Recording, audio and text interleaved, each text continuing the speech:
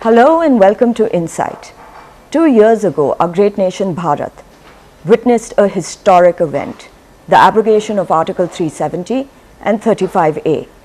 While this move revoked the special status that had been enjoyed by the state, it also brought in a new hope for more inclusive politics. Join me in discussion with Sajad Lone, a politician who's had a fascinating journey from being a separatist leader to a legislator and a vocal critic of this move. Mr. Lone, let me start by asking you.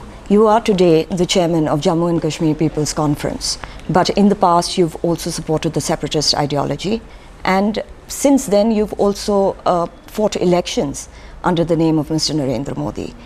Could you tell us something about this very fascinating journey of yours? You see, my entry into politics was not by my choice. It was in the aftermath of my father's assassination, who was a part of the separatist movement at that time, and he was assassinated. And after that I came in, and while I respected my father's politics, my father, but I had my own set of ideas how things should work and what needs to be done in Kashmir. And when I took the plunge to fight elections, there were people who criticized me and said that this is lack of principles, an unprincipled move from someone who was not fighting elections to one now who is fighting elections, and some even called it betrayal. But I look at it as evolution. This is evolution. This is my evolution. This is how I believe, and I don't think in a dynamic world we should stop evolving. And I did it because I wanted to do it. I did it because I believe this is the final destination. We don't need to look beyond this. Yes, what was slightly out of place was once you start evolving, the pace of evolution was a bit faster when you go and meet the Prime Minister, who happens to be Mr. Narendra Modi from the BJP. Yes, that was certainly very tough, very difficult at that time. But because most of the parties in Kashmir were fighting in 2014, taking the vote against the name of BJP. So here I was saying, no, we need reconciliation with whoever party there is at the center, and we should look for development and other things. But I would see this as evolution and realism. But you were also criticized by parties in Jammu and Kashmir for this decision of yours, and you were also detained for almost a year. Do you hold any grudges now? No, detained incidentally at the hands of a former ally, and no hard feelings, no hard feelings at all.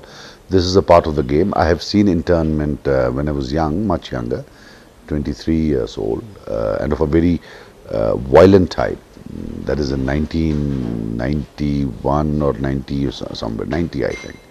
So it's not something new, but no, I don't hold any grudges. It was a political internment. We're not treated badly or pushed around. But yeah, it's another event in my life. What was the nature of the internment that you said you witnessed in the 90s? Oh, I was at the wrong place at the wrong time. That was very rough. That was very, very rough. That was like a commando raid and you get arrested. Although I was released after a month or 35 days, 40 days. But first 7-8 days they treat you properly with whatever they do. So it was. But that changes quickly. Yeah, well, I think, I remember I'd just come back from Britain after finishing my education there. I had come back 10 days, 15 days. So I was walking around with a sort of an accent. When you go there, they don't, but then they really did look after. First 7 days were very rough, but after that they were very, very nice. But first 7 days were very rough. Mr. Lone, coming to the abrogation of Article 370 and 35A, do you think the special status that was enjoyed by the state, the political special status, the financial special status, the constitutional special status, did it help in integrating the state and the people of the state with the rest of India? I don't think Article 370 was ever a variable in integration or lack of integration. I don't think. There are many things. It's function of multiple variables, and confining integration or separatist movements to one variable would not be fair. What do you mean by, there were multiple variables? Is a function of multiple variables, is the relationship between Delhi and Srinagar, the context of 1947, the different contexts that they have gone. Then you have to look at the history. You have to look at 1987 mainly, the rigging of 1987. Those are much more important factors than anything else. This is the biggest problem that we have, that we might be writing a history for the future generations which might be far from reality, and that would be a pity. Absolutely, but do you think the younger generation sees it the same way? Look, when I'm here in front of you, I've seen 90, the internment of 90, then I've gone through. I'm humbled down, humbled down. I've seen the reality of violence, I've seen the reality of pain, I've seen an assassination in the family, killing in the family. A younger person would be less realistic than me and more idealistic than me. So there would be a change, and I think it's my duty to talk in a manner which does not confuse him further. Our youngsters are a victim of the confusion created by us. We were confused by our seniors and we are confusing our juniors. That, I think, should stop. We should speak the truth, however bitter it might be. Valley politics has been dominated by two major parties. Do you think there's been a difference in the politics in the Valley post the abrogation? There has been no politics till date. If you want to ask me, there has been no politics post abrogation, because most of the political leaders were interned. And look, I'll tell you something. I'll give you a brutal answer, a very frank answer. Regional politics in the Valley has always been only at the pleasure of Delhi. So if you have these two parties, you don't expect me to believe that they survived or prospered while being at odds with Delhi. They survived and prospered because of Delhi. Right? So you have to see that. There was a Delhi which is different from today's Delhi, which in fact said these two and nobody else. Right? And now today some people feel that probably Delhi is going after them. But reality is that they have been, I'm not critiquing them, I'm not criticizing them, because I made a promise that, I will not criticize any fellow politician. But I'm just analyzing and looking at it from my perspective, that Delhi has always played a role, of who to prop up and who not to prop up. This has not been, you didn't have politics here like say in Delhi or in Gujarat or in Haryana. There was always interference. There was always interference. Anybody can tell you, there was always interference. It was not without interference. But do you think the people of the Valley now, having seen the abrogation, having seen, nearly 2 years of that period, are ready for an alternative if democracy is restored? I don't know. This we'll find out at the time of elections. I hope they do, but I don't know. I have no idea, how they will react, because people would be coming out to vote after August 5, which is a milestone. Most likely negatively in the Valley. When you look at it from Delhi, you look at it as a positive milestone. They don't. You have to understand, they look at it as a negative milestone. How they react, God knows. Post the abrogation, do you think it's had any sort of impact on the violence in the Valley? Look, I'll tell you something. Violence, there have been always peaks and troughs of violence. But problem is that there have always been this minimum you'll have seen last 10 years, 15 years, that they will always say there are 150 militants left. Usse niche ja nahi raha hai. It's always there that you have X number of militants. And, being here and having watched the conflict from very close quarters, one does not need to be a genius to understand that we never get excited when violence levels are low, because we know it will be followed by a high. And if you ask me, unless and until we don't have structural measures in place, you cannot defeat militancy anywhere in the world or violence in the world purely by operational measures. Operational measures is fine, they have a role. You bring your security forces, they go. Then there is the structural measures, which are very important. Have we stigmatized the concept of violence enough in the society for it to get no space? You have to have societal stigmatization of this concept, which at times has enjoyed social sanctity. It has a violent act has to be seen as a criminal act, as an act of criminality. And I think we need to work on that. Unless we don't, this vestigial level of militancy may always stay there, it may persevere. And maybe, who knows, at times flare up. But how do you think this sort of societal change will come towards how they look at violence? By doing things quite opposite the way we've been doing so far.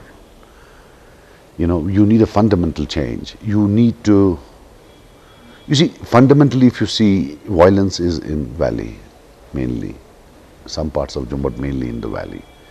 This war will have to be fought by the people of valley. You have to take them along.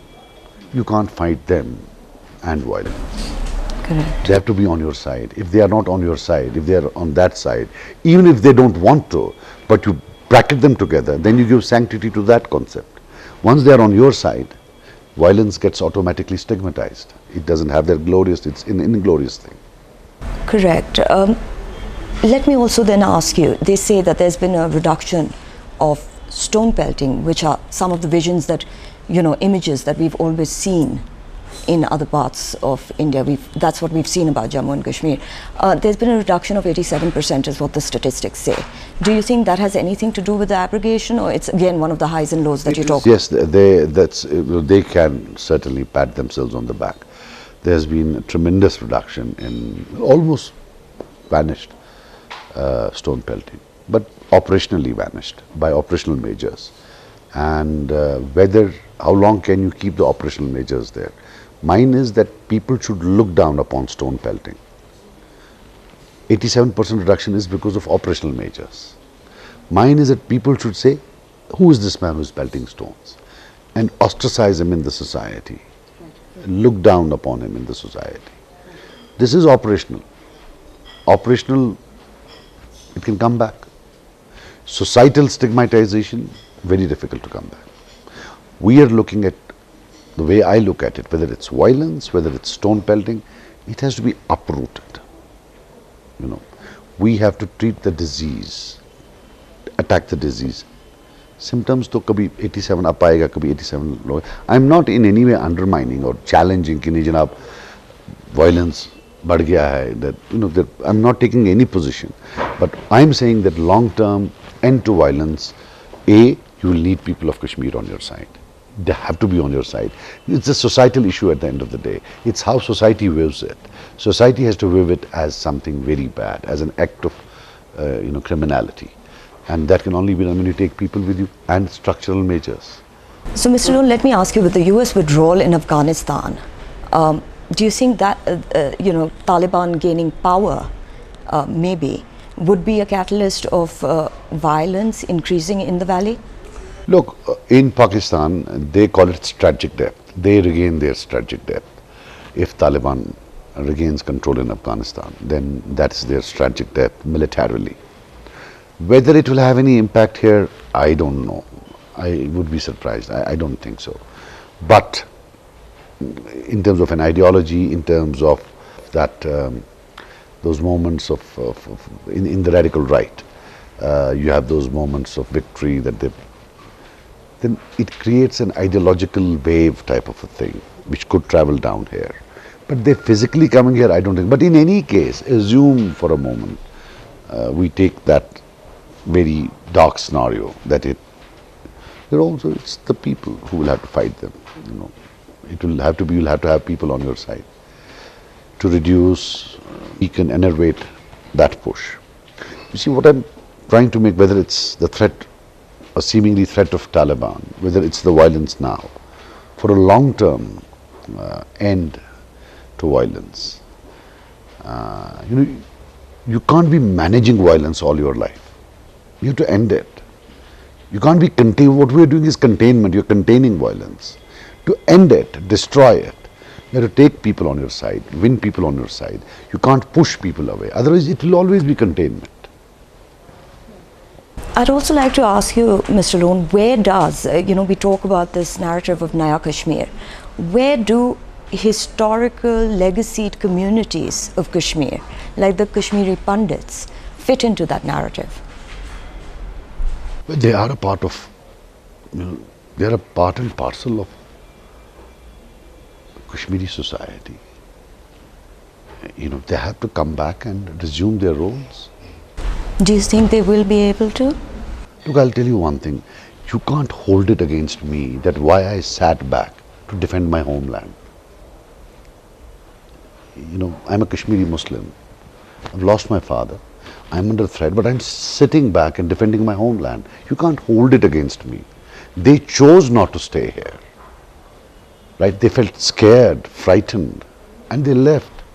But reality is somebody is defending the homeland. It's not all militant and all Kashmiri Muslims are not separatists.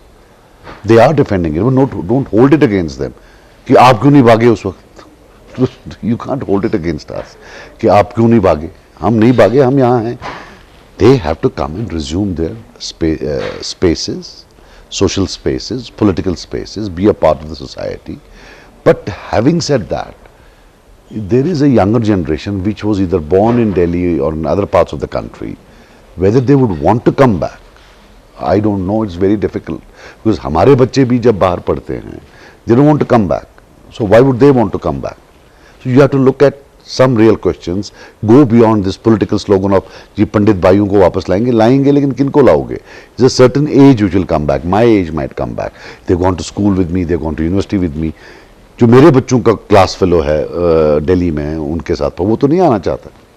He doesn't want to come back. He, like my children, doesn't know this place. So that's the reality as it stares in our faces, and the more they delay, the more difficult or impossible it will in fact go into the realm of impossibility that they might come back. We want them to come back, but time might be taking its toll on their return and being a part of the society. Where do you see the Gupkar alliance and its future in Naya Kashmir? I have, Madam, this is Purana Kashmir. I didn't see anything Naya. I mean, why are you saying Naya Kashmir? It's all Purana. अभी तो नया कुछ देखा नहीं है. नया में हमारे पास state ले गए हैं. You've taken the state, not you, but they've taken our state. Chile 370 and 35A was their ideological agenda, but state was not their ideological agenda. We were one of the most powerful states in the entire country. We've been relegated to a UT. So I don't see this naya is, naya में हम देखते हैं नया तो हमारे लिए अच्छा नहीं है. The only naya we see is disempowerment. It has to be back to the old one in terms of empowerment. But PAGD I will not be. I have made a promise. I was with them. I have left it, and I have that way said that I will not add even a single sentence. I will never talk about them because I had good days with them. I parted completely.